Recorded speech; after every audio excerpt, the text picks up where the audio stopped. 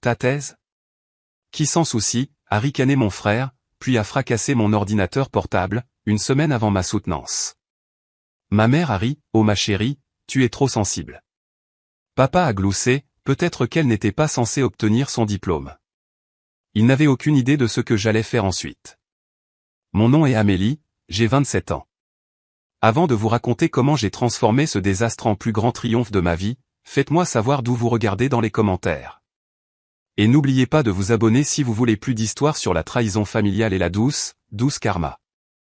J'ai grandi dans un quartier de banlieue de classe moyenne en Isère, dans une maison où la réussite scolaire était reconnue mais jamais vraiment célébrée. Dès mon plus jeune âge, j'ai montré une aptitude pour les mathématiques et l'informatique, passant des heures à résoudre des problèmes, tandis que mon jeune frère Julien préférait le sport et la socialisation. J'ai été la première de ma famille à aller à l'université, obtenant une bourse d'études à l'université de Grenoble-Alpes pour mon diplôme de premier cycle en informatique. Mes parents, Marie et Jean, ont assisté à ma remise de diplôme de lycée, mais ont passé la majeure partie de la cérémonie à parler du prochain championnat de football de Julien lorsque j'ai obtenu mon diplôme avec mention de l'université. Ils sont venus pour la cérémonie, mais sont partis immédiatement après pour se rendre à la fête de fraternité de Julien. C'était un schéma auquel j'étais habitué. Mes réalisations étaient des notes de bas de page dans la saga continue de la vie de Julien. Julien, de nombreuses années plus jeune que moi, à 23 ans, avait toujours été l'enfant d'or. Avec sa carrure athlétique, sa personnalité charismatique et sa confiance aisée, il attirait l'attention sans effort.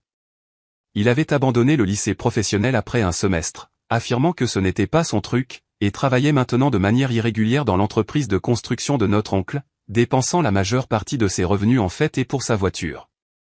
Mon programme de master en algorithmes computationnels avancés était difficile mais gratifiant.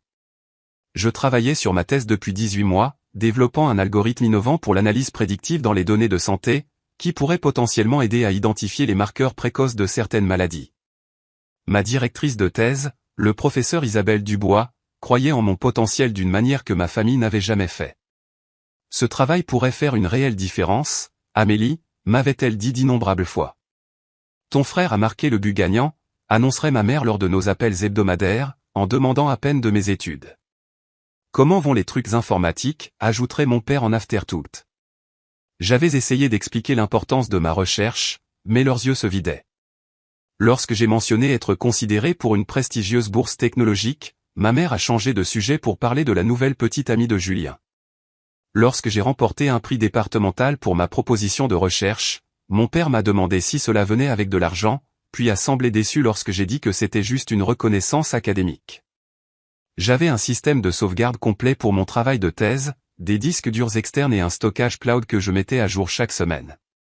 Mais 3 semaines avant ma date limite, mon abonnement au stockage cloud avait expiré. Et dans le chaos des révisions finales, je ne l'avais pas renouvelé immédiatement.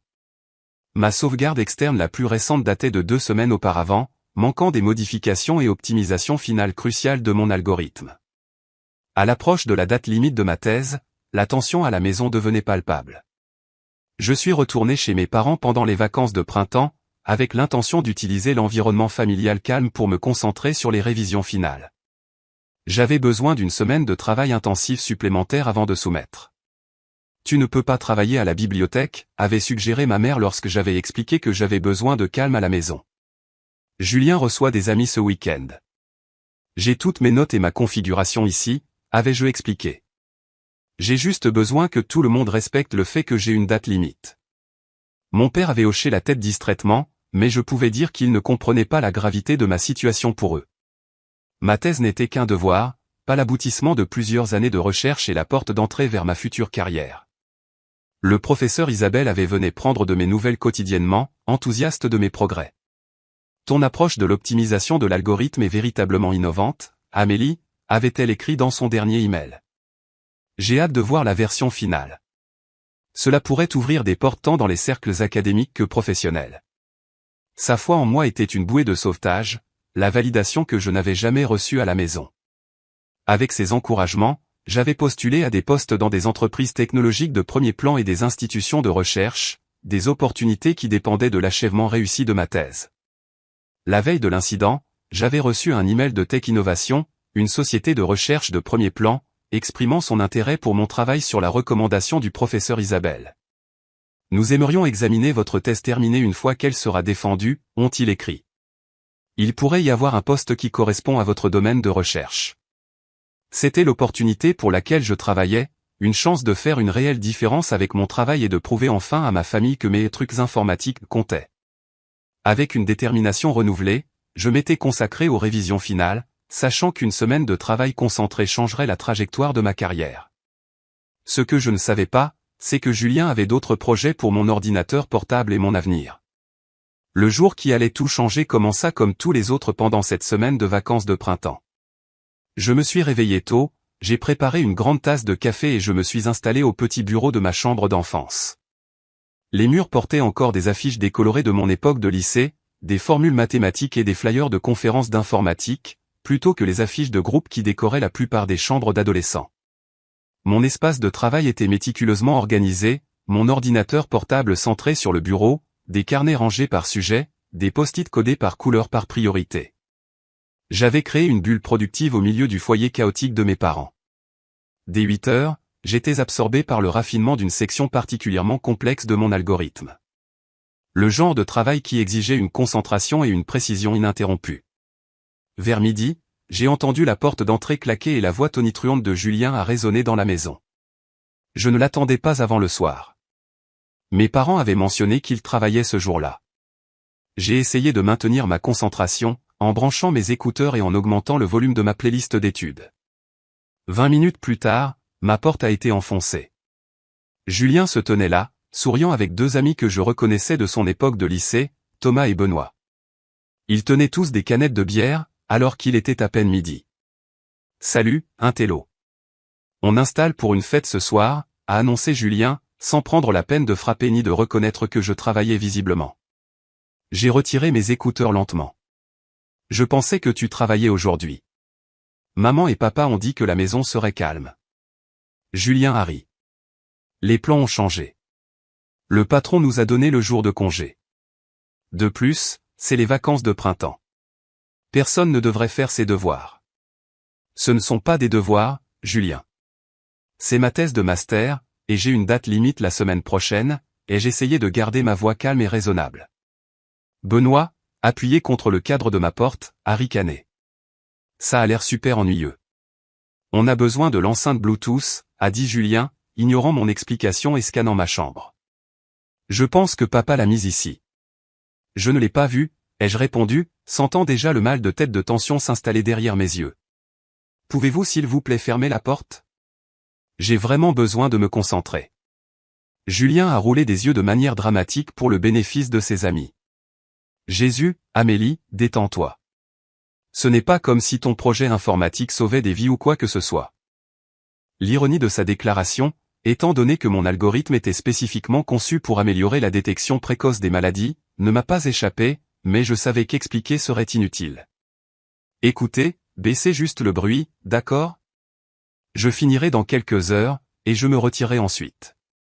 Julien a haussé les épaules de manière non committale alors qu'il quittait enfin ma chambre. J'ai fermé la porte, j'ai pris une profonde inspiration et j'ai essayé de me reconcentrer sur mon travail, mais la concentration était difficile car d'autres amis de Julien arrivaient. La musique a commencé à jouer à tue-tête depuis le rez-de-chaussée, et la maison s'est remplie de rires et de cris. À 15 heures, le bruit était devenu insupportable. J'ai sauvegardé mon travail, j'ai mis mon ordinateur portable en veille et je suis descendu chercher de l'eau et demandé à nouveau de baisser le volume. La cuisine était un désordre de boîtes à pizza, de canettes de bière et de sacs de chips. Julien et environ 8 amis étaient réunis autour de la télévision du salon, jouant à des jeux vidéo à volume maximum. « Julien, peux-tu baisser un peu, s'il te plaît ?» ai-je demandé, élevant la voix pour être entendu par-dessus le chaos. Il m'a à peine regardé. « Je n'entends pas le jeu si on baisse. »« Je ne m'entends pas penser à l'étage, » ai-je répliqué. « J'ai juste besoin de quelques heures de travail tranquille. » Thomas, étalé sur le canapé, a ricané. « Mec, ta sœur est vraiment une rabat-joie. » L'expression de Julien s'est assombrie. « C'est ma maison aussi, tu sais. Pourquoi tu n'irais pas à la bibliothèque ou quelque chose comme ça si tu as besoin d'autant de calme? Parce que toutes mes notes et ma configuration sont ici. Et j'avais prévu de travailler ici toute la semaine, ai-je expliqué pour la énième fois. Maman et papa ont dit que ce serait calme pendant la journée. Eh bien, maman et papa ne sont pas là, a rétorqué Julien, et on s'amuse. Le monde ne tourne pas autour de ta stupide thèse. J'ai senti ma patience s'épuiser. Elle n'est pas stupide. C'est mon avenir. Ce n'est pas parce que tu as abandonné après un semestre que l'éducation n'est pas importante. Au moment où les mots sont sortis de ma bouche, je les ai regrettés. Le visage de Julien s'est empourpré de colère et ses amis ont échangé des regards inconfortables. Au moins, j'ai des amis et une vie, a-t-il craché. À quoi sert toute ta précieuse éducation si tu n'es qu'une nobody ennuyeuse avec qui personne ne veut sortir? Les mots m'ont piqué plus que je ne voulais l'admettre. Plutôt que d'aggraver la situation, j'ai rempli mon verre d'eau et je me suis retiré à l'étage, fermant ma porte fermement derrière moi.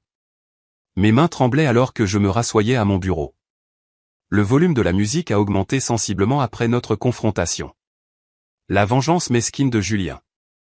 J'ai remis mes écouteurs, j'ai essayé de bloquer le monde et j'ai rouvert mon ordinateur portable. La section d'algorithmes sur laquelle je travaillais nécessitait une précision absolue. Une variable mal placée pouvait faire dérailler tout le modèle prédictif. Je me suis forcé à me concentrer malgré les basses qui vibraient à travers les planchers. Vers 17 heures, j'ai entendu la voiture de mes parents dans l'allée. Le soulagement m'a envahi. Sûrement, il rétablirait un certain ordre. J'ai continué à travailler, m'attendant à ce que la musique se calme une fois mes parents entrés. Au lieu de cela, j'ai entendu le rire joyeux de ma mère. Oh, quelle belle surprise! Je ne savais pas que tu recevais des amis, Julien. J'ai attendu que mon père dise quelque chose à propos du bruit ou du désordre, mais j'ai plutôt entendu ses salutations aux amis de Julien par leur nom, en posant des questions sur le sport et en plaisantant facilement avec eux. La musique est restée à plein volume. Finalement, je n'en pouvais plus. J'ai sauvegardé mon travail à nouveau et je suis descendu, trouvant mes parents dans la cuisine en train de déballer les courses tandis que Julien et ses amis continuaient leur tournoi de jeu. Maman, papa, j'ai vraiment besoin de calme pour travailler sur ma thèse, ai-je dit, essayant de garder le désespoir hors de ma voix. La date limite est la semaine prochaine, et j'ai des révisions cruciales à terminer.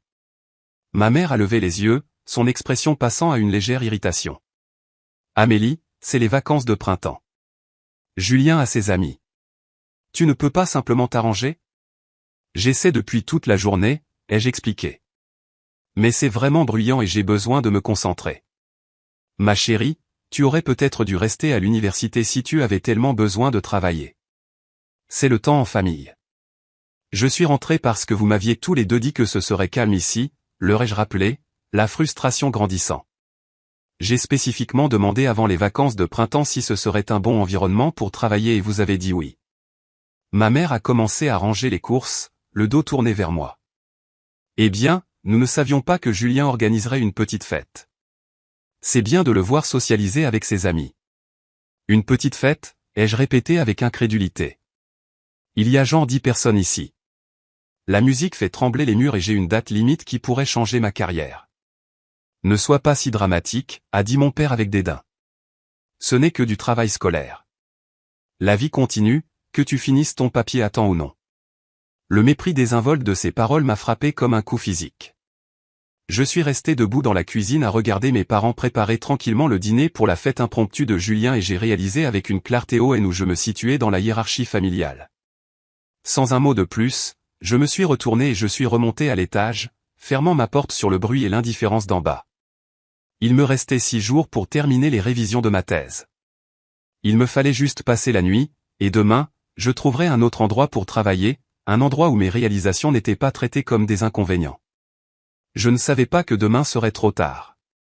Je travaillais depuis 1 heure, essayant désespérément de ne pas entendre le bruit croissant d'en bas, lorsque la porte de ma chambre a été ouverte sans avertissement.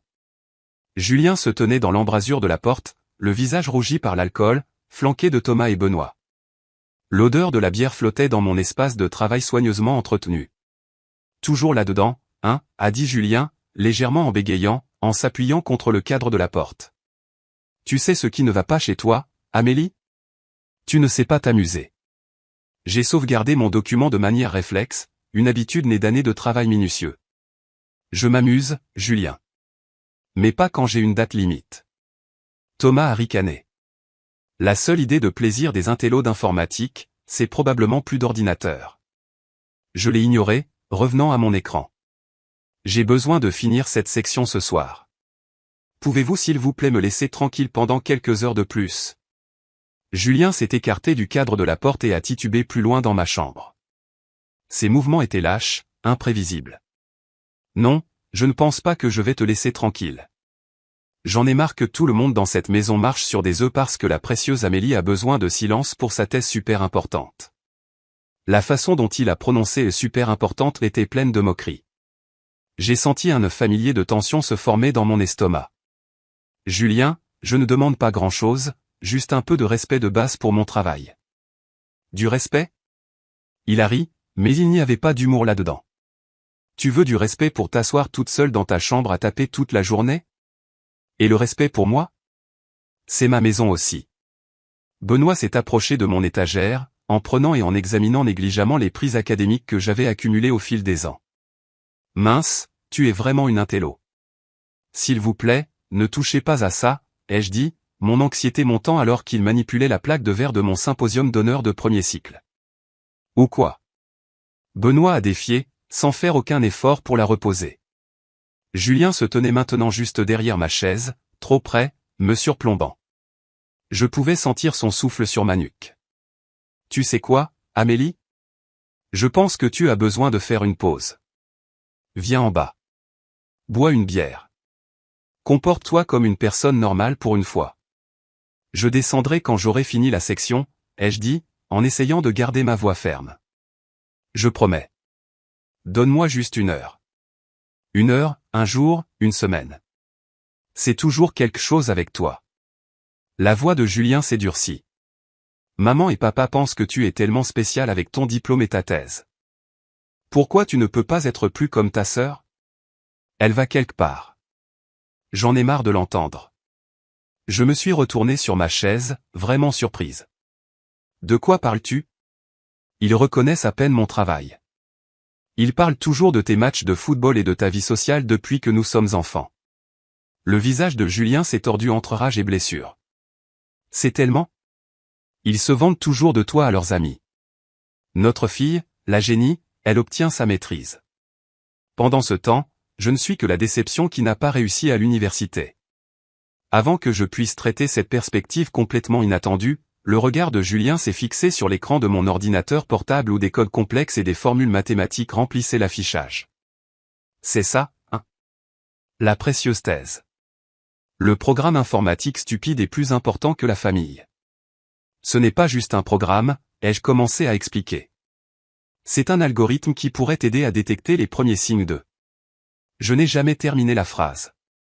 D'un mouvement fluide, alimenté par l'alcool, Julien a arraché mon ordinateur portable du bureau. Le cordon d'alimentation s'est arraché du mur. Des papiers se sont éparpillés sur le sol. Julien, j'ai crié, en me jetant sur mon ordinateur. Qu'est-ce que tu fais? Il le tenait au-dessus de sa tête, hors de ma portée. Voyons voir à quel point c'est vraiment important. Julien, s'il te plaît, ai-je supplié, la panique montant dans ma gorge. Tout est là-dessus. Tout mon avenir. Son visage s'est tordu en un sourire cruel. Ta thèse? Qui s'en soucie? Et puis, avec une force délibérée, il a claqué mon ordinateur portable sur le plancher de bois franc. Le craquement sinistre de l'électronique brisée a rempli la pièce. Mais il n'avait pas fini. Julien a posé son pied sur l'écran, qui s'est brisé sous son poids. Je suis tombé à genoux, un cri s'échappant de ma gorge alors que je ramassais les morceaux brisés. L'écran était complètement détruit. Le boîtier s'est fissuré, exposant les composants endommagés à l'intérieur. 18 mois de travail, d'innombrables heures de codage et de recherche, potentiellement perdues en quelques secondes de violence insensée. Oh mon Dieu, ai-je murmuré, les larmes brouillant ma vision. Pourquoi ferais-tu ça? Thomas et Benoît se tenaient figés, leur amusement s'estompant alors qu'ils réalisaient l'ampleur de ce qui venait de se passer. Mec, a murmuré Benoît. C'était un peu dégueulasse. La satisfaction momentanée de Julien semblait faiblir, mais il s'est rapidement ressaisi. C'est juste un ordinateur. Elle peut en avoir un autre. J'ai serré l'ordinateur portable brisé contre ma poitrine et je les ai dépassés en courant en bas, désespéré de trouver mes parents. Ils devaient voir à quel point c'était faux. Ils devaient m'aider. Je les ai trouvés dans la cuisine. Ma mère arrangeait des snacks sur un plateau pendant que mon père préparait des boissons. Maman. Papa. J'ai halté, luttant pour parler à travers mes larmes. Julien vient de détruire mon ordinateur portable. Tout mon travail de thèse était là-dessus. Il l'a cassé exprès. J'ai tenu l'appareil déchiqueté, l'écran pendant par des fils.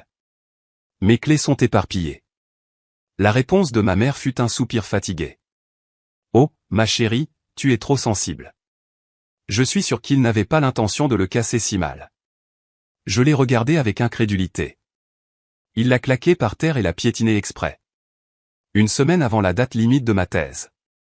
Mon père a jeté un coup d'œil à l'ordinateur portable détruit, puis a attrapé une autre bouteille de mélangeur. Ces choses arrivent. Tu aurais peut-être dû le sauvegarder. Je le sauvegarde, ai-je dit. Ma voix s'élevant avec incrédulité, mais mes dernières modifications n'avaient pas encore été sauvegardées sur le cloud. Je pourrais perdre des semaines de travail. Julien est apparu en bas de l'escalier. Thomas et Benoît restaient maladroitement derrière lui.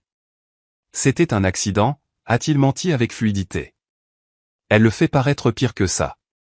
Tu as dit, qui se soucie de ta thèse, et ensuite tu l'as fracassée, ai-je crié, regardant désespérément mes parents pour tout signe de soutien. Mon père a gloussé et a secoué la tête. Eh bien, peut-être qu'elle n'était pas censée obtenir son diplôme. Tout le monde n'a pas besoin de tous ces diplômes fantaisistes. La cruauté désinvolte de ses paroles m'a frappé comme un coup physique.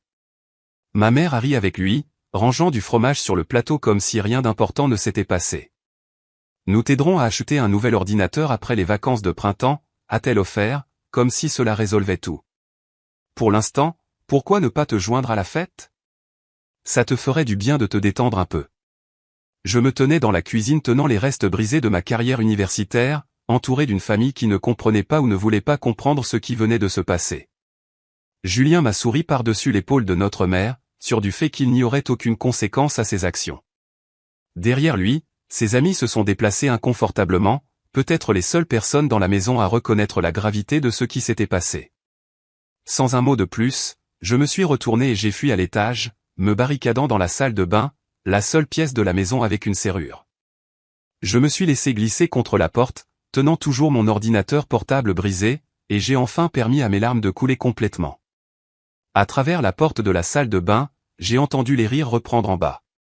La fête continuait comme si de rien n'était, comme si mon avenir n'avait pas été détruit négligemment par le frère qui était censé se soucier de moi, et par les parents qui étaient censés me protéger. À ce moment-là, quelque chose s'est brisé en moi, bien plus significatif que l'ordinateur portable dans mes mains. C'était le dernier fil fragile d'espoir que ma famille me valoriserait jamais, moi ou mes réalisations. Et à sa place, quelque chose de nouveau a commencé à se former. Une détermination froide et claire qui allait tout changer. Je ne sais pas combien de temps je suis resté assise sur le sol de la salle de bain, mon ordinateur portable brisé serré contre ma poitrine comme un animal blessé. La fête continuait en bas, la musique résonnant, les rires résonnants, les verres trinquent, une bande sonore surréaliste à ma catastrophe personnelle. Mon esprit continuait de rejouer le visage de Julien lorsqu'il a brisé mon ordinateur. Le bruit de l'écran qui craquait, le rire dédaigneux de mon père. Lorsque ma respiration s'est finalement calmée, j'ai essuyé mes larmes et j'ai évalué ma situation avec un détachement clinique. L'ordinateur portable était définitivement détruit. L'écran brisé au-delà de toute réparation, le boîtier fissuré, les composants internes exposés et endommagés. Mais le disque dur pourrait être récupérable. Ma sauvegarde cloud la plus récente datait de 2 semaines, manquant des optimisations cruciales de l'algorithme et l'intégralité de la section de conclusion que j'avais peaufinée. J'avais besoin d'aide, et clairement, elle ne viendrait pas de ma famille. Les mains tremblantes, j'ai sorti mon téléphone de ma poche et j'ai appelé la seule amie locale que j'avais, Sophie, une ancienne camarade de premier cycle qui travaillait maintenant dans une start-up technologique en ville. Nous n'étions pas particulièrement proches, mais elle était la seule personne à moins de 160 km qui pourrait comprendre la gravité de ma situation. Sophie. Ma voix s'est brisée lorsqu'elle a répondu. Je suis désolé de t'appeler comme ça à l'improviste, mais j'ai une urgence. J'ai expliqué ce qui s'était passé. Chaque mot était douloureux à prononcer à voix haute. Ton frère a fait quoi? L'incrédulité de Sophie était d'une certaine manière validante. La première reconnaissance que ce qui s'était passé n'était ni normal ni acceptable. Et tes parents ont ri. Ils pensent que je réagis de manière excessive, ai-je dit, l'injustice me serrant la gorge. C'est dingue, Amélie.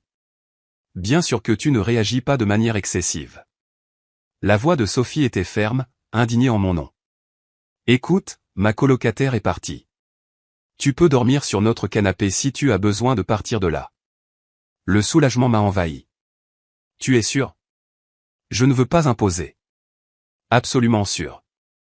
Prends ce dont tu as besoin et envoie-moi un SMS quand tu seras en route. Après avoir raccroché, j'ai éclaboussé mon visage d'eau froide et j'ai regardé mon reflet. Mes yeux étaient rouges et gonflés, mon visage blêt par les pleurs. Mais sous la dévastation, j'ai vu quelque chose se durcir dans mon expression, une résolution se formant comme un cristal en solution. J'ai déverrouillé la porte de la salle de bain et j'ai écouté. La fête battait toujours son plein en bas. J'ai glissé dans ma chambre, en évitant les morceaux d'ordinateur portable brisés encore éparpillés sur le sol, et j'ai sorti mon sac de sport. J'ai fait mes valises méthodiquement. Vêtements, articles de toilette, mon disque dur externe, mon carnet, des chargeurs et la pile de papier de recherche que j'avais imprimé comme référence. Alors que je fermais le sac, j'ai entendu des pas dans le couloir et je me suis figé. Mais ils sont passés, accompagnés de rires ivres. J'étais invisible dans ma propre crise, et pour une fois, cela jouait à mon avantage. Avant de partir, j'ai soigneusement ramassé les morceaux de mon ordinateur portable, les plaçant dans un sac en plastique. Le service informatique pourrait peut-être récupérer quelque chose des décombres. J'ai jeté un dernier regard autour de ma chambre d'enfance, les prix sur les étagères, les certificats académiques sur les murs, preuves physiques de réalisation qui n'avaient jamais été suffisantes pour ma famille, et j'ai ressenti un étrange détachement, comme si j'étais déjà parti. J'ai rampé à l'étage, en restant à la périphérie de la maison pour éviter le salon où se déroulait la fête. En passant par la cuisine, j'ai entendu la voix de ma mère. Julien se sent mal. Mais Amélie a toujours été tellement dramatique à propos de ses études. Tu te souviens comme elle a pleuré quand elle a eu ce bien en 4e? La réponse de mon père fut dédaigneuse. Elle s'en remettra. Ce n'est qu'un ordinateur. La voix de Julien s'est jointe, sans sonner le moins du monde mal. Elle utilise probablement cela comme excuse parce qu'elle n'allait pas finir à temps de toute façon. Ils ont ri, le son me transperçant comme du verre. Sans annoncer mon départ, je suis sorti par la porte d'entrée et je me suis engouffré dans la fraîche soirée de printemps. Le trajet jusqu'à l'appartement de Sophie a été un flou. Mon esprit s'est précipité avec des calculs. Combien d'heures de travail avaient été perdues, combien de temps il me restait avant la date limite, si je pouvais recréer les sections manquantes de mémoire. Les chiffres ne s'additionnaient pas à autre chose que l'échec. Quand je suis arrivé, Sophie m'attendait à la porte de son petit mais propre appartement. Sans un mot, elle m'a serré dans ses bras, le premier réconfort réel que j'avais reçu depuis l'incident. J'ai préparé le canapé, m'a-t-elle dit, me conduisant à l'intérieur. Et il y a du thé ou du vin, ou les deux. Tout ce dont tu as besoin. Je me suis effondré sur son canapé, l'épuisement émotionnel et physique me rattrapant enfin. Je ne sais même pas par où commencer à réparer ça. Sophie s'est assise à côté de moi. Premièrement, as-tu envoyé un email à ta directrice? J'ai secoué la tête. L'idée ne m'était même pas venue dans le chaos. Fais-le maintenant, m'a-t-elle instamment doucement. Le professeur Dubois devrait savoir ce qui s'est passé. Elle pourrait peut-être te donner une prolongation. J'ai composé l'email sur la tablette de Sophie, mes doigts tremblant encore légèrement en expliquant la situation. J'ai joint des photos de l'ordinateur portable détruit comme preuve, puis j'ai appuyé sur envoyer avant de pouvoir trop y penser. Et si elle pense que je trouve des excuses, ai-je murmuré. L'insécurité inculquée par des années de mépris familial refaisant surface malgré moi. Elle ne le pensera pas, m'a assuré Sophie. Et si quelqu'un peut sauver la situation, c'est elle. Nous sommes restés debout tard dans la nuit. Sophie m'aidant à cataloguer exactement ce qui avait été perdu et ce qui pourrait être récupéré. La version la plus récente de mon algorithme, celle que j'ai optimisée après avoir reçu les commentaires d'un autre professeur, n'était que sur l'ordinateur portable endommagé. La section de conclusion, qui reliait toutes mes recherches, était également un travail récent. Donc, dans le pire des cas, tu as perdu environ 72 heures de travail, a précisé Sophie en prenant des notes. Au moins, j'ai confirmé. Le chiffre sonnait à la fois petit et insurmontable, mais c'était les 72 heures les plus critiques, les derniers peaufinages qui faisaient fonctionner le tout. Mon téléphone a vibré avec des SMS de ma mère. Où es-tu? Tu es très impoli de partir sans dire au revoir. Julien se sent mal. Tu devrais rentrer pour que vous puissiez vous réconcilier. J'ai éteint mon téléphone sans répondre. Le sommeil a été agité cette nuit-là. Mes rêves étaient remplis de bruits de fracas et de rires moqueurs. Je me suis réveillé avant l'aube, mon esprit courant immédiatement sur l'énormité de ce qui m'attendait. Alors que l'appartement de Sophie se remplissait de la lumière du petit matin, je me suis assise à sa table de cuisine avec un nouveau carnet, esquissant méticuleusement un plan de récupération. À 7 heures, j'ai reçu un email du professeur Dubois. Amélie, je suis outré par ce qui s'est passé. Venez à mon bureau à 9 heures. Nous allons régler ça ensemble. Ne perdez pas espoir.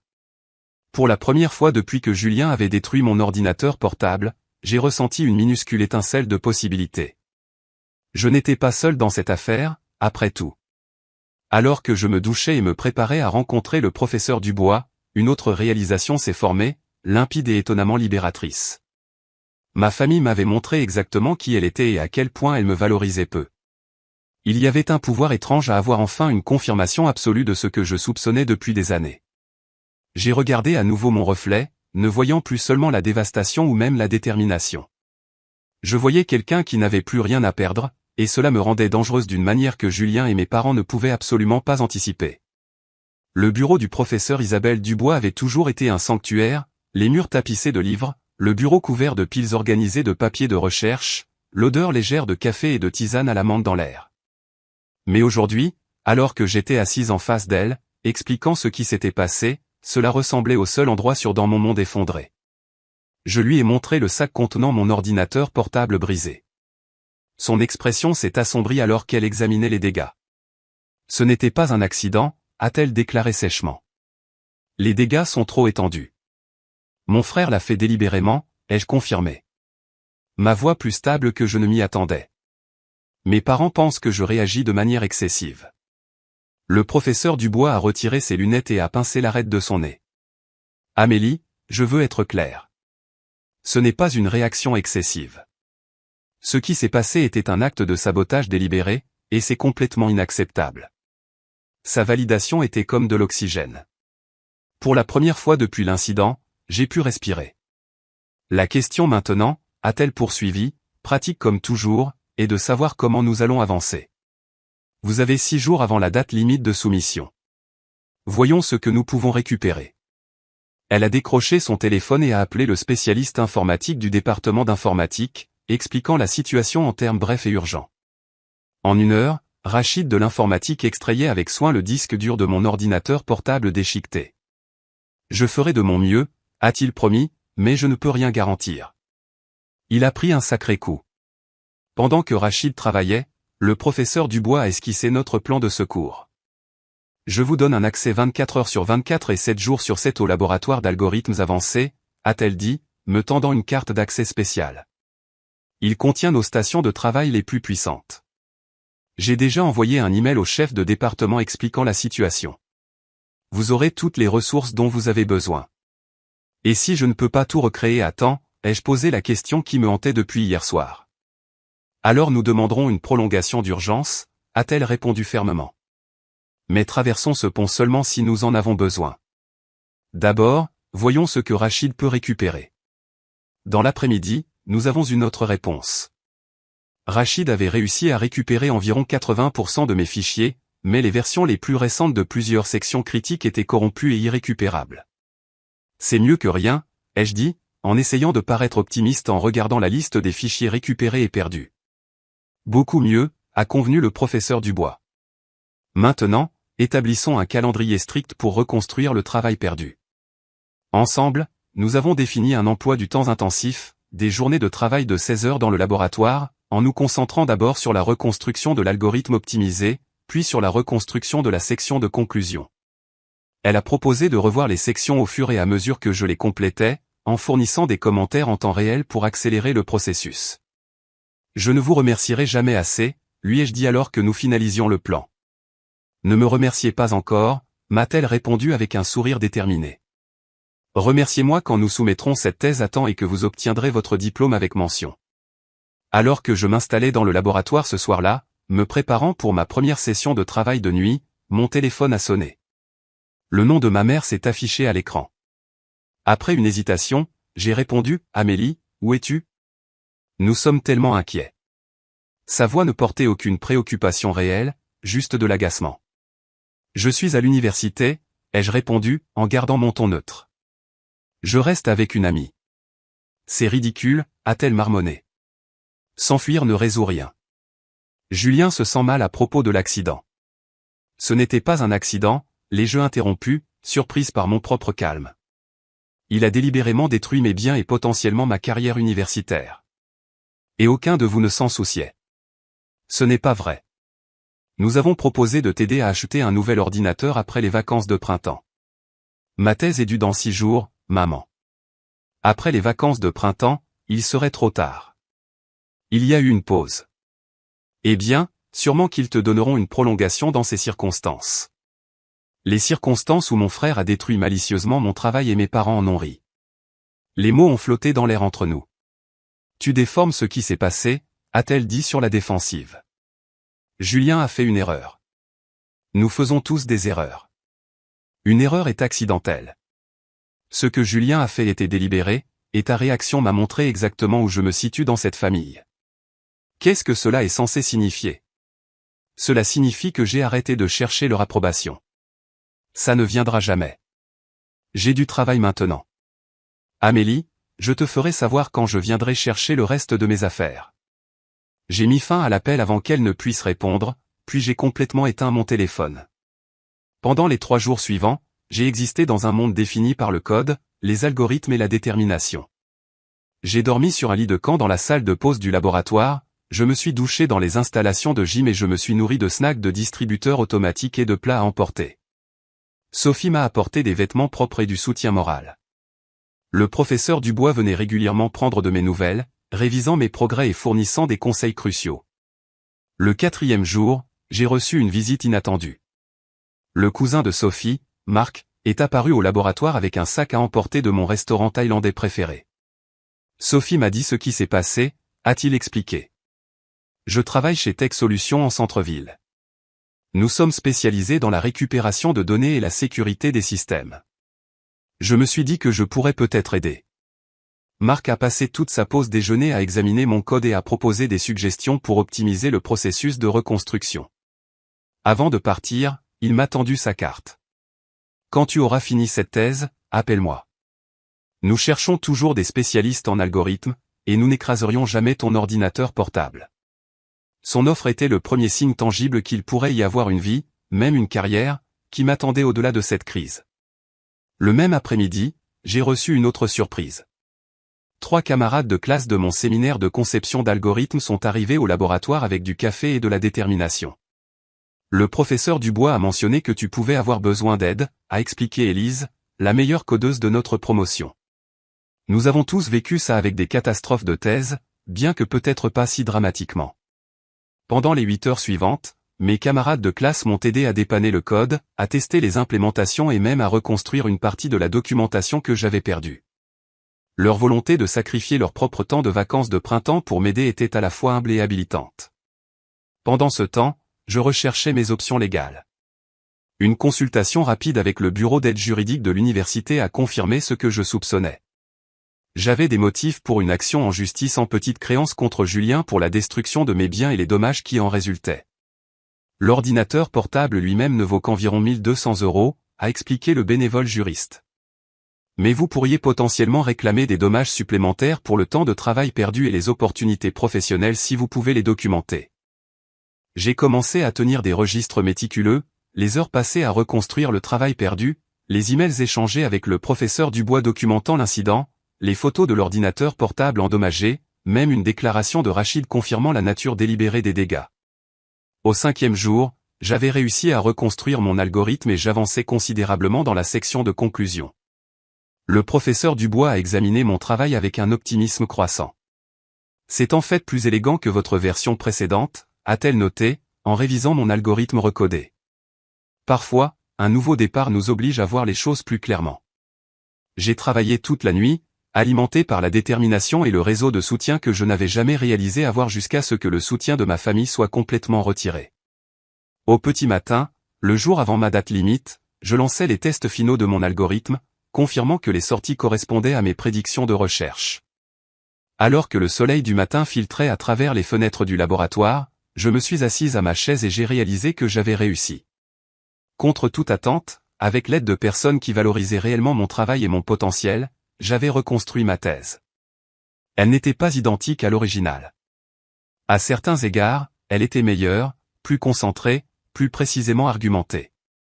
Il me restait un jour pour la formater, la relire et la préparer à la soumission. Et puis j'avais une dernière tâche à accomplir, confronter la famille qui pensait avoir mis fin à ma carrière universitaire par un acte cruel de destruction. Ils n'avaient aucune idée de ce dont j'étais capable, mais ils allaient bientôt le découvrir. Une semaine après que Julien ait fracassé mon ordinateur portable, j'ai soumis ma thèse terminée, toutes les 157 pages de recherche méticuleusement documentées, de code et d'analyse. Le professeur Dubois se tenait à mes côtés alors que je téléchargeais le PDF final sur le portail du département. Tous deux regardions le message de confirmation apparaître à l'écran avec un mélange d'épuisement et de triomphe. « Tu as réussi », a-t-elle dit simplement, mais son sourire fier transmettait bien plus. « Nous avons réussi », l'ai-je corrigé. « Je n'aurais pas pu faire cela sans votre aide. » Après près d'une semaine de sommeil minimal et de stress maximal, j'aurais dû ressentir uniquement du soulagement. Mais alors que la crise académique immédiate se résolvait, une autre émotion a fait surface, une colère froide et claire qui exigeait une résolution. « Que allez-vous faire maintenant » a demandé le professeur Dubois alors que nous quittions le bâtiment du département. « Je vais récupérer le reste de mes affaires chez mes parents », ai-je répondu, et je vais déposer une plainte à la police et une action en petite créance contre mon frère. Elle a hoché la tête sans surprise. « Voulez-vous que quelqu'un vous accompagne » J'ai considéré son offre. « Non, mais merci. C'est quelque chose que je dois faire moi-même. » Le trajet jusqu'à la maison de mes parents semblait surréaliste. Les rues familières menant à un endroit qui ne ressemblait plus à une maison. J'ai synchronisé mon arrivée pour le début de l'après-midi, sachant que mes deux parents seraient probablement à la maison, mais Julien pourrait être au travail. J'avais besoin de récupérer mes affaires avec un minimum de drame avant de confronter Julien directement. Ma mère a ouvert la porte, son expression passant rapidement de la surprise à une préoccupation maternelle façonnée. « Amélie, heureusement que tu es à la maison. Nous étions tellement inquiets. » J'ai gardé ma réponse neutre. « Je ne reste pas. Je suis venu chercher le reste de mes affaires. » Son visage s'est affaissé. « Ne sois pas ridicule. Bien sûr que tu restes. » Cette sortie dramatique a duré assez longtemps. J'ai passé devant elle dans la maison, remarquant à quel point elle semblait soudainement petite et ordinaire. Ma thèse est soumise. Sans la contribution de personne ici.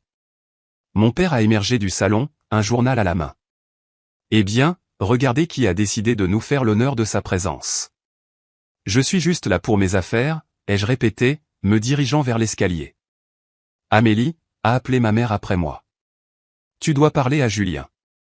Il se sent mal à propos de ce qui s'est passé. J'ai fait une pause sur l'escalier. Est-il ici? Non, il est sur le chantier de ton oncle, mais il sera à la maison pour le dîner. Nous pouvons tous nous asseoir et résoudre ça en famille. L'idée que cela puisse être résolu lors d'un dîner de famille était tellement absurde que j'ai failli partir. Ce ne sera pas nécessaire. Dans ma chambre, tout était resté exactement comme je l'avais laissé, y compris les morceaux d'ordinateur portable éparpillés que personne n'avait pris la peine de nettoyer. J'ai pris des photos de la scène, documentant à nouveau les dégâts pour mon dossier, puis j'ai commencé à emballer méthodiquement mes affaires restantes dans des boîtes et des sacs que j'avais apportés. Pendant que je travaillais, j'ai entendu mes parents se concerter à voix basse et inquiète en bas. Je les ai ignorés, me concentrant sur la tâche à accomplir. J'étais presque terminé quand j'ai entendu la porte d'entrée s'ouvrir et la voix de Julien monter les escaliers. Est-ce que c'est la voiture d'Amélie dehors? Elle est de retour. Ma mère a répondu trop bas pour être entendue, mais quelques instants plus tard, des pas lourds ont gravi les escaliers. Julien est apparu dans mon encadrement de porte, son expression un masque de contrition soigneusement construit. « Salut », a-t-il dit, en s'appuyant contre le cadre de la porte exactement à l'endroit où il se tenait lorsqu'il avait détruit mon ordinateur portable une semaine auparavant. « Écoute, je suis vraiment désolé pour ce qui s'est passé. J'étais ivre et stupide. J'ai continué à faire mes valises, sans prendre la peine de le regarder. Oui, tu l'étais. Alors, tout va bien, non, a-t-il insisté. L'eau sous les ponts maintenant. J'ai levé les yeux, le regardant directement dans les yeux. Non, Julien, tout ne va pas bien. Tu as délibérément détruit mes biens et potentiellement ma carrière universitaire. Ce n'est pas quelque chose que je peux simplement pardonner et oublier. Son faux remords a glissé, révélant le mépris familier en dessous. Jésus, tu y es encore accroché. Ce n'était qu'un ordinateur portable. Maman et papa ont dit qu'ils t'aideraient à en avoir un nouveau. Ce n'était pas juste un ordinateur portable. C'était ma thèse, ma recherche, mon avenir. J'ai fermé mon dernier sac à fermeture éclair. Mais tu ne comprendrais pas ça, n'est-ce pas? Qu'est-ce que cela est censé signifier? Cela signifie que tout le monde n'abandonne pas après un semestre parce que les choses deviennent trop difficiles. Les mots étaient cruels, mais je ne me souciais plus de ses sentiments. Le visage de Julien s'est assombri. Tu te crois tellement meilleur que moi avec ton diplôme fantaisiste et tes programmes informatiques compliqués.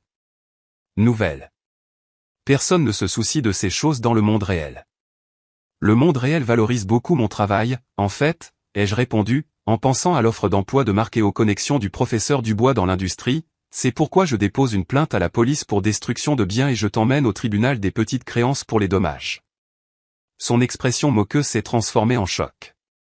Tu es quoi? Tu m'as entendu. J'ai sorti un document plié de mon sac et je le lui ai tendu. Voici votre copie de la requête en petite créance. Vous avez été signifié. Il a regardé le papier sans le prendre. C'est une blague, n'est-ce pas? Tu me poursuis en justice? Ton propre frère? Le frère qui a délibérément détruit des milliers d'euros de mes biens pendant que nos parents partaient. Oui, je le fais. J'ai posé le document sur le lit, car il refusait de le prendre. L'audience est dans 3 semaines. Je te suggère de commencer à économiser. Des pas ont retenti en haut alors que mes parents, ayant clairement entendu, se précipitaient pour défendre Julien. Amélie, as-tu perdu la tête, a exigé mon père, le visage rougi de colère. Tu ne peux pas voir ton propre frère. En fait, je peux, et je le fais. J'ai jeté mon sac sur mon épaule et j'ai ramassé la boîte contenant mes prix et mes souvenirs. J'ai également déposé une plainte à la police pour destruction malveillante de biens. La main de ma mère s'est portée à sa poitrine dans un choc théâtral. Une plainte à la police? Julien pourrait perdre son emploi s'il a un casier judiciaire. Il aurait dû y penser avant de détruire mon ordinateur portable, ai-je répondu calmement. Les actions ont des conséquences. C'est insensé, a bredouillé mon père. Tu déchires cette famille pour un accident d'ordinateur. Ce n'était pas un accident, l'ai-je corrigé. Ma voix était ferme. Julien l'a admis lui-même tout à l'heure. Il était ivre et stupide. Et vous avez tous les deux permis et excusé son comportement, comme vous l'avez toujours fait. Je pense que tu fais une sorte de crise, a dit ma mère, sa voix prenant le ton condescendant qu'elle utilisait lorsqu'elle pensait que j'étais irrationnel. Peut-être que le stress des études est devenu trop important pour toi. J'ai terminé ma thèse, l'ai-je informé. Je l'ai soumise aujourd'hui. Sans la contribution de l'un d'entre vous. Je l'ai fait malgré les meilleurs efforts de Julien pour me saboter et malgré votre manque total de soutien. Julien, qui s'était tu en ruminant, a soudainement retrouvé sa voix. Si tu vas de l'avant avec ce procès, n'attends plus d'aide pour tes études. Papa allait t'aider pour ton dernier semestre, mais je suppose que tu n'as plus besoin du soutien familial. C'était censé être une menace, un moyen de me remettre en ligne, mais j'ai juste souri.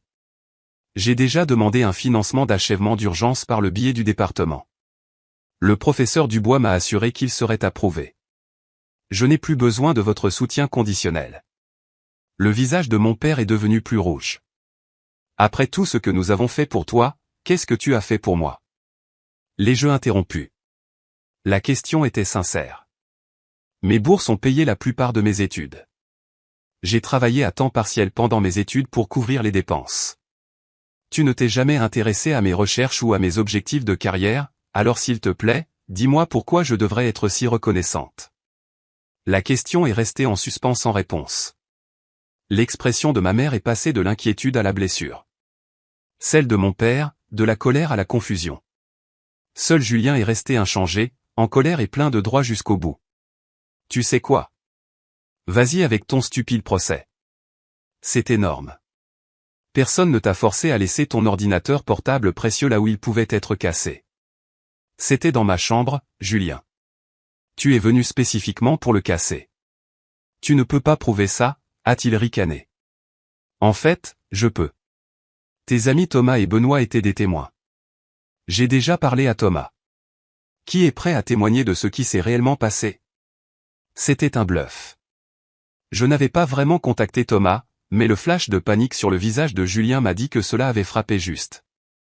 J'ai ramassé mes boîtes et j'ai passé devant ma famille stupéfaite, en descendant les escaliers et en sortant vers ma voiture. Alors que je chargeais le reste de mes affaires, ma mère m'a suivi dehors. Amélie, s'il te plaît, a-t-elle plaidé, les larmes coulant maintenant sur son visage. Nous sommes ta famille. Tu ne peux pas faire ça. J'ai fait une pause, une main sur la portière de ma voiture. Une famille se soutient mutuellement. Une famille valorise les rêves et les réalisations de chaque membre. Ce n'est pas ce qui se passe dans cette maison. Nous t'aimons, a-t-elle insisté. Peut-être que vous m'aimez. À votre manière, ai-je reconnu, mais vous ne me respectez pas, ni ce qui est important pour moi. Et je ne peux pas continuer à prétendre que c'est suffisant. Je suis monté dans ma voiture et je suis parti, regardant ma maison d'enfance s'éloigner dans le rétroviseur.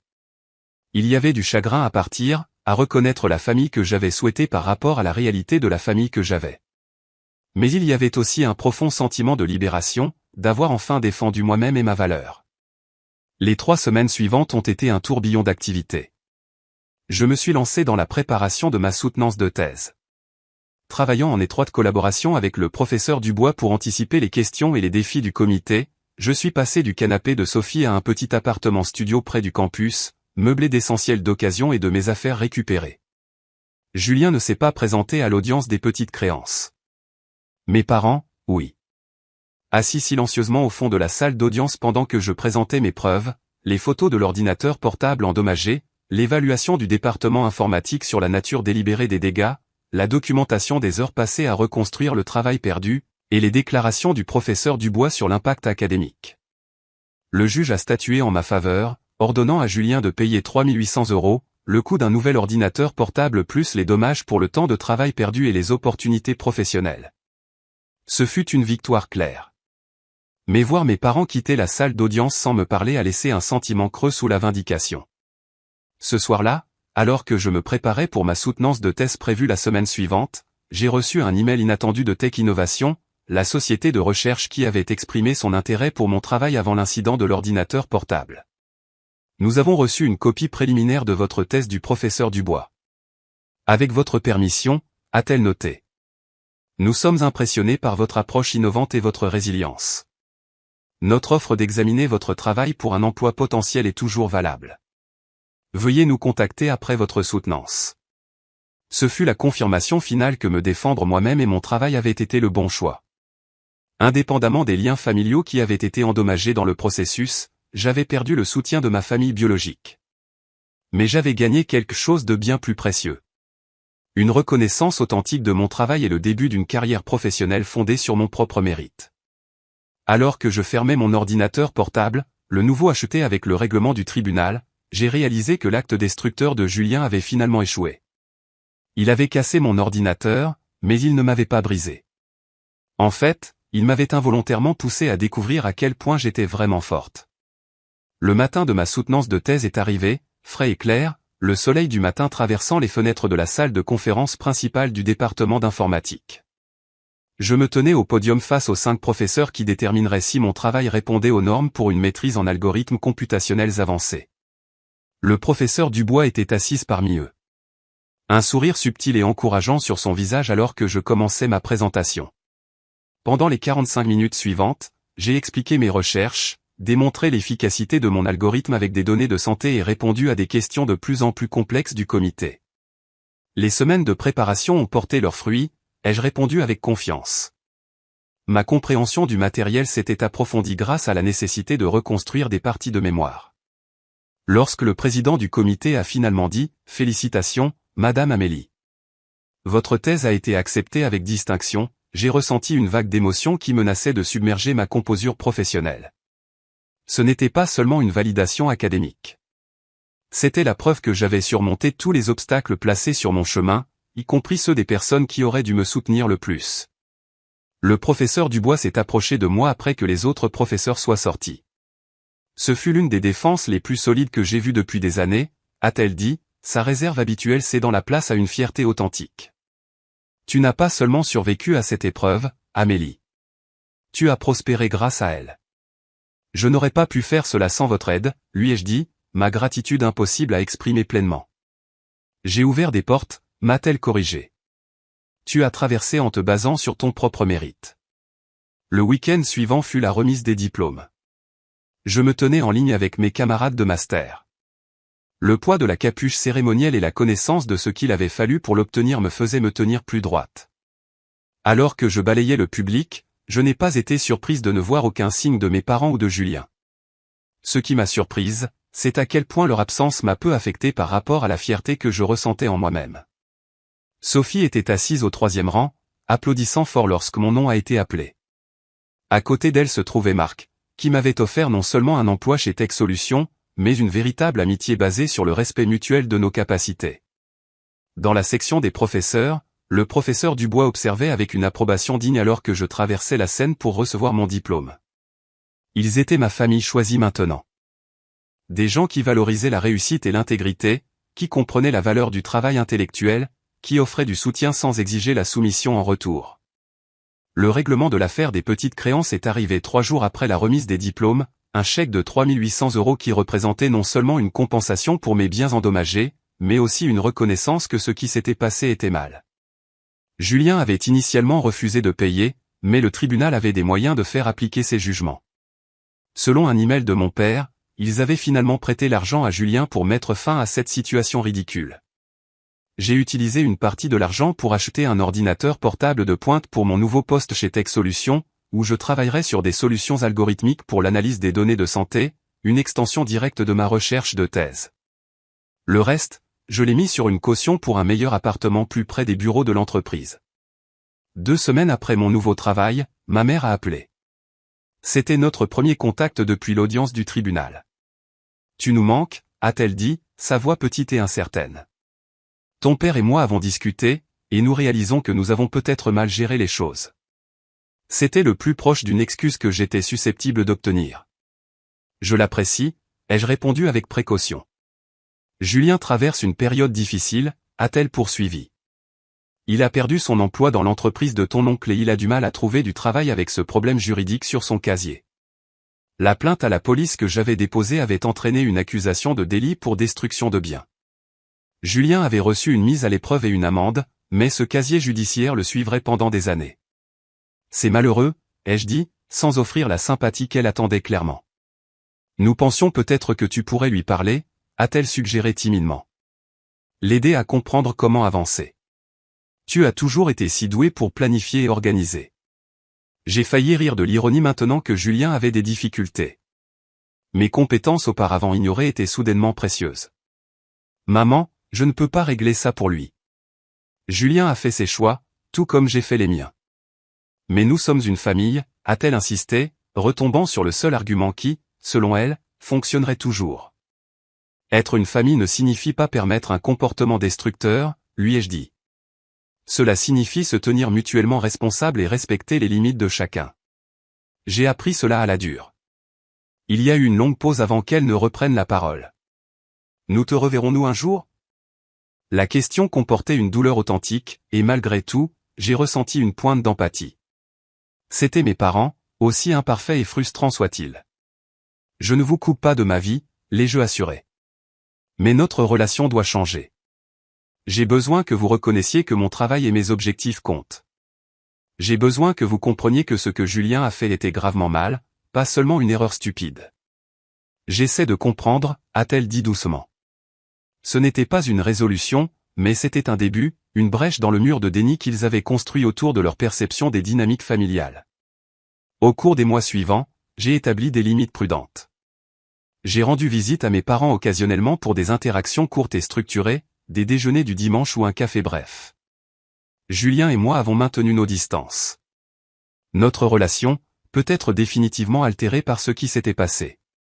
Il a finalement trouvé un nouvel emploi grâce à la connexion d'un ami. Son charisme naturel l'a aidé à rebondir malgré le revers. Ma carrière chez Tech Solutions s'est épanouie. 6 mois après l'obtention de mon diplôme, mon algorithme a été mis en œuvre dans un programme pilote dans 3 hôpitaux régionaux, aidant à identifier les marqueurs précoces de maladies cardiovasculaires. Le travail pour lequel je m'étais tant battu faisait une réelle différence dans la vie des gens. 1 an après l'incident de l'ordinateur portable, j'ai reçu un email inattendu de Thomas, l'ami de Julien, qui avait été témoin de la destruction. J'ai réfléchi à ce qui s'est passé l'année dernière. Et je voulais dire que je suis désolé de ne pas être intervenu ou de ne rien avoir dit. Je savais que c'était mal, mais j'avais trop peur de dire quelque chose. Voir comment tu t'es défendu ensuite m'a fait réaliser que je dois aussi faire mieux à ce sujet. Son message était un rappel poignant que nos actions ont des répercussions que nous ne pouvons pas toujours prévoir. Ma prise de position pour le respect de soi avait apparemment incité Thomas à examiner son propre comportement en tant que spectateur. Le changement le plus profond, cependant, a été en moi-même. Je ne mesurais plus ma valeur par l'approbation ou la reconnaissance de ma famille. J'avais construit une vie centrée sur mes propres valeurs et entourée de personnes qui les partageaient. La douloureuse leçon de l'incident de l'ordinateur portable m'avait finalement libéré de la poursuite épuisante de la validation de ceux qui ne pouvaient ou ne voulaient pas la fournir. Un soir, alors que Marc et moi travaillions tard sur un projet particulièrement difficile, il m'a demandé « Regrettes-tu d'avoir poursuivi ton frère en justice ? Cela a dû être difficile d'aller contre ta famille comme ça. » J'ai soigneusement réfléchi à la question. Je regrette que cela ait été nécessaire, ai-je finalement répondu. Mais je ne regrette pas de m'être défendu. Parfois, la chose la plus difficile et la chose juste sont la même chose. Eh bien, pour ce que ça vaut, a-t-il dit, je pense que tu as fait le bon choix. Ton travail est trop important pour être ignoré ou détruit. Sa simple reconnaissance de la valeur de mon travail, quelque chose que ma famille n'avait jamais réussi à exprimer, a souligné le chemin parcouru. La vérité est que lorsque Julien a fracassé mon ordinateur portable ce jour-là, il a brisé bien plus qu'une machine. Il a brisé mes illusions sur ma famille et ma place en son sein, mais de ces morceaux brisés, j'avais construit quelque chose de plus fort, une vie définie non pas par les attentes des autres, mais par ma propre détermination et mon intégrité. Certaines personnes n'apprennent jamais à valoriser ce que vous offrez jusqu'à ce que vous arrêtiez de l'offrir. D'autres reconnaissent votre valeur dès le début et vous aident à la voir en vous-même. La sagesse réside dans la connaissance de la différence et dans la compréhension que parfois la famille que vous choisissez peut vous nourrir d'une manière que la famille dans laquelle vous êtes né ne pourra jamais faire. Alors, si vous êtes confronté à votre propre version d'un ordinateur portable fracassé, un moment où quelqu'un essaie de détruire ce qui compte pour vous, rappelez-vous que ce n'est pas le revers qui vous définit, mais la façon dont vous y répondez. Levez-vous, dites votre vérité et reconstruisez. La vie que vous construisez à partir des morceaux brisés pourrait être plus belle et plus authentique que vous ne l'aviez jamais imaginé possible. Vous êtes-vous déjà retrouvé face à des membres de votre famille qui ne soutenaient pas vos rêves? Faites-le moi savoir dans les commentaires ci-dessous. Et si cette histoire vous a parlé, veuillez appuyer sur ce bouton j'aime et vous abonner pour entendre davantage sur la façon de surmonter les défis familiaux et de construire la vie que vous méritez. Merci d'avoir écouté mon parcours.